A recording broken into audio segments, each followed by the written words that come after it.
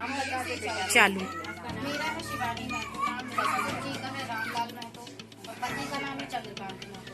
हम लोग अलग रहते हैं यहाँ हेडवर्क के पास। मेरे ससुर लोग थोड़ी आगे रहती है, बल्ले में मंदिर के पीछे रहते हैं।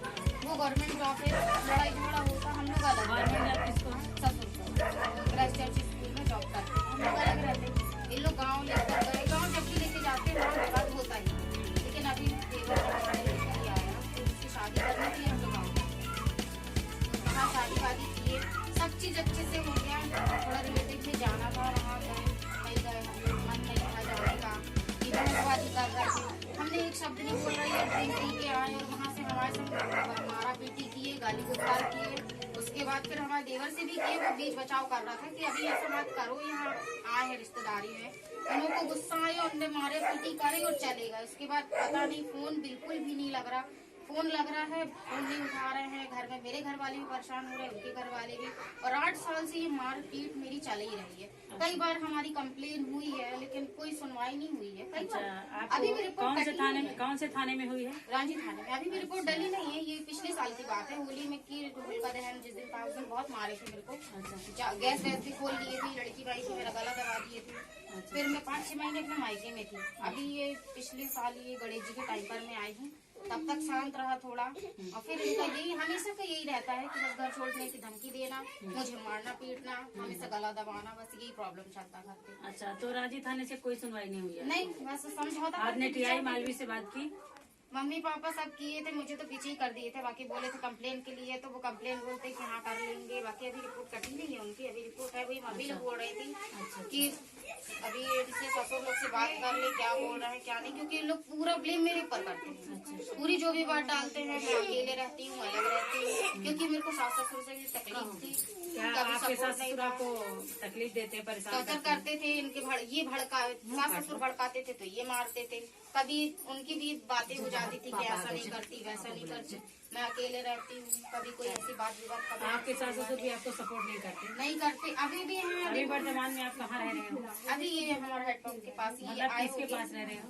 मैं तो हस्बैंड के साथ रहती हूँ, अलग ही रहती हूँ। अच्छा, तो अभी आपके हस्बैंड जैसे 8 दिन से नहीं है, तो आप खर्च आप कैसे चला रहे हैं? अभी मैं कल ही माँ के यहाँ से आई हूँ, मम्मी पापा से थोड़े बहुत 100-200 लेते हैं उनसे, वरना मेरे मम्मी पापा भी प्राइवेट जॉब करते हैं। अच्छा, तो आप पुलिस प्रशासन से क्या चाहते हैं?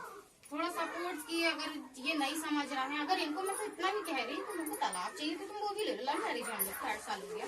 अगर तुम्हें हमसे खुशी नहीं मिल रही है, तुम नहीं अलग रहना चाहते हो अकेले। हमने कई चक्कर तलाक की कोशिश की है कि तुम, लेकिन तलाक देना नहीं चाहते ना, वो मेरे को साथ पे अच्छे से रखना चाहते हैं।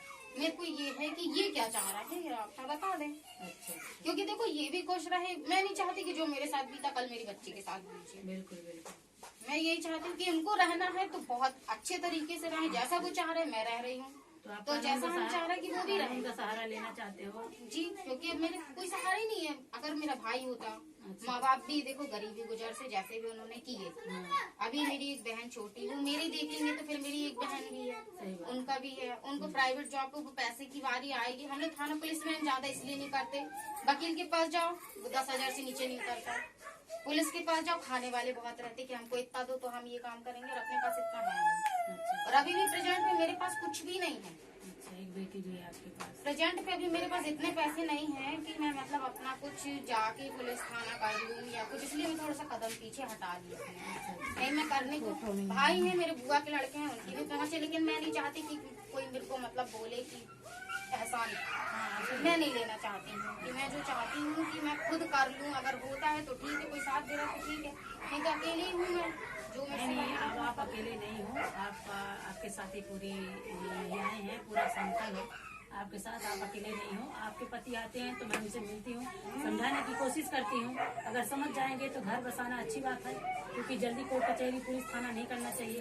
अगर नहीं समझते हैं, आपका खाप खर्च नहीं देते हैं, तो फिर जैसे समझेंगे वैसे समझाने की कोशिश करेंगे। 8 साल से यही चल रहा है। 8 साल से मम्मी भी 2.5 साल, शादी को मेरी 1 महीना हुआ था, 2.5 साल से मैं मायके में रह रही थी। यहाँ आके जैसे जैसे 2.5 साल मेरी लड़की हुई।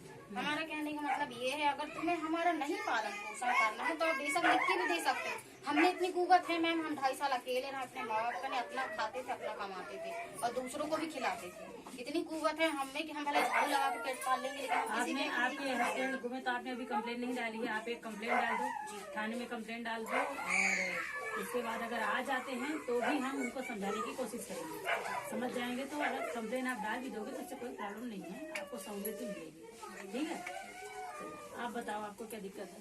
मैडम मेरा नाम प्रीति है, प्रीति वर्मा है। मेरे सब लोग पास करेंगे। मेरे पति का नाम सचिन वर्मा है।